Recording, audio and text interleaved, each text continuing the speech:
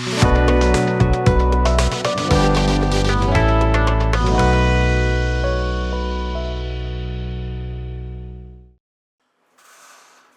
Business channel நேயர்களுக்கு எண்ணியல் நிபுணர் சதீஷ் ராவின் வணக்கங்கள். நம்ம வழக்கமாக சிறிது மாதங்களாகவே ஒவ்வொரு மாதத்தையும் இரண்டாக பிரித்து கொண்டு அதில் அந்த முதல் 15 நாட்கள் வியாபாரம் செய்பவர்களுக்கு எப்படி இருக்கும், இரண்டாவது 15 நாட்கள் எப்படி இருக்குங்கிறத பற்றி சொல்லிட்டு வரோம்.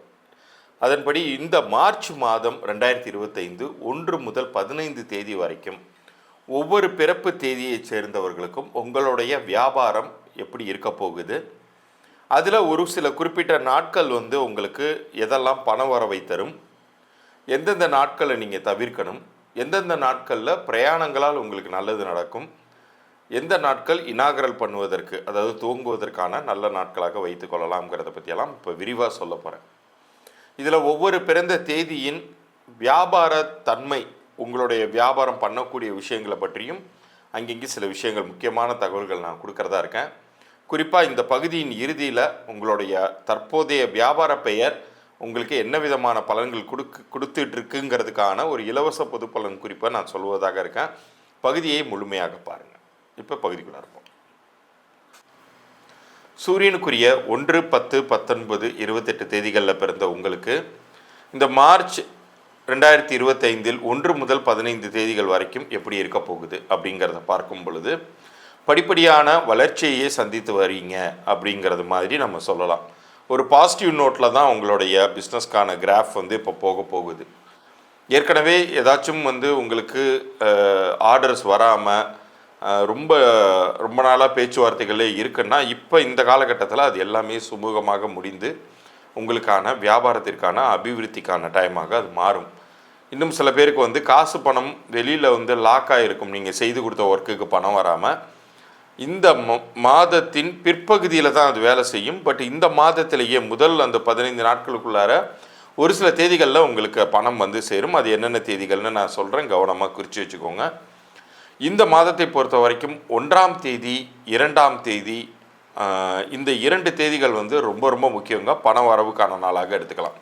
அதற்கு அடுத்தபடியாக 5ஆம் தேதி, இந்த தேதியிலையும் இப்போ உங்களுக்கு ஒரு பணம் வெளியில் நிற்கிது வரலை அப்படின்னா நீங்கள் முன்கூட்டியே முயற்சி பண்ணி வச்சுருங்க. அது கண்டிப்பாக இந்த குறிப்பிட்ட தேதிகளில் உங்கள் கைக்கு சேரக்கூடிய வாய்ப்புங்கிறது மிக அதிகமாக உண்டு. இந்த தேதிக்கு இப்போ நான் சொன்ன தேதிகளுக்கு இம்பார்ட்டன்ஸ் கொடுங்க. அதே போல் இறை வழிபாடு அப்படிங்கிறது உங்கள் பிஸ்னஸ் ரீதியாக சில பேர் தெய்வ வழிபாடு பண்ணுவீங்க. உங்கள் பிஸ்னஸ் நல்லா இருக்கணும்னு சொல்லி பூஜை பண்ணுவது அல்லது கோயில்களுக்கே சென்று வருவது, இது போன்ற விஷயங்கள் அதெல்லாம் 13ஆம் தேதி வைத்துக்கொள்ளுங்கள். அது உங்களுக்கு இம்மிடியட்டாக பலன் தரக்கூடிய வகையில் அமையும். குறிப்பாக குலதெய்வம் கோயிலுக்கு போயிட்டு வர்றது. ஏன்னா இந்த காலத்தில் ஒரு பிஸ்னஸ் ரன் பண்ணுறதுங்கிறதே ரொம்ப கஷ்டமாக தான் இருக்குது. அதுவும் வரி கட்டியே ரொம்ப வரி குதிரை மாதிரி ஆயிட்டாங்க ஒவ்வொரு வியாபார ஓனர்களுமே. அந்த நிலைமையில் இருக்கக்கூடிய உங்களுக்கு ஒரு ஆறுதல் தரக்கூடிய ஒரு விஷயம்தான் இறை பரிகாரங்களாக நீங்கள் போயிட்டு வர்றது. நிச்சயம் இறைவன் உங்களுக்கு வழிகாட்டுவார். அது 13ஆம் தேதி நான் சொல்லியிருக்கேன். சரி, இதில் எந்தெந்த தேதிகளை முழுக்கவே நீங்கள் தவிர்க்கணும் அப்படிங்கிறத பார்க்கணும். இப்போ எந்த தேதிகளில் நீங்கள் எந்த ஒரு விஷயமே புதிதாக எதுவும் துவங்காதீங்க, பணம் கொடுக்காதீங்க அல்லது அதிகப்படியான ஆர்டர்ஸை வாங்கி வச்சுக்காதீங்க அப்படின்னு சொல்லக்கூடிய தேதிகள் எதுனா 8ஆம் தேதியை அறவே தவிர்த்துருங்க, 4ஆம் தேதியை அறவே தவிர்த்துருங்க. 4 மார்ச் 2025, 8 மார்ச் 2025 இந்த 2 தேதிகள்லையுமே புதிதாக எந்த ஒரு விஷயத்தையும் ஆரம்பிக்காதீங்க, அக்ரிமெண்ட் சைன் பண்ணாதீங்க.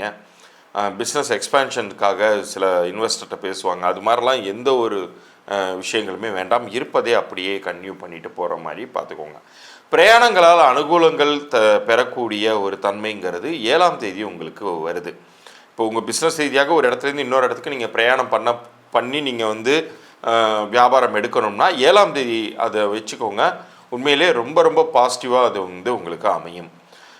மொத்தத்தில் இந்த முதல் 15 நாட்களை பொறுத்த வரைக்கும் உங்களுக்கு பெரிதாக எதுவும் கெடுதல்கள்ங்கிறது கிடையாது. லாபத்தை நோக்கி தான் உங்களுடைய வியாபாரம் அப்படிங்கிறது படிப்படியாக வளர்ச்சி பெறும். நீங்கள் முடிந்தவரை ரொம்ப ஃபோக்கஸ்டாக மட்டும் வேலை செய்தீங்கன்னா போதும். ஏன்னா சில நேரங்களில் கொஞ்சம் அயற்சி சோர்வுங்கிறது மட்டும் இருக்கும் ஹெல்த் ரிலேட்டடாக. ஸோ அந்த சோர்வை மட்டும் நீக்கி கொண்டு அப்பப்போ ரெஃப்ரெஷிங்காக நீங்கள் வந்து ஃபோக்கஸ்டாக இருந்தீங்கனாலே போதும், நிச்சயம் லாபங்கள்ங்கிறது எடுக்கலாம்.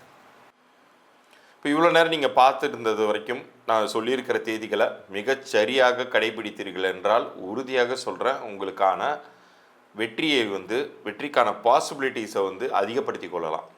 தவிர்க்க வேண்டிய தேதிகளை முழுமையாக தயவு செய்து தவிர்த்துக்கோங்க.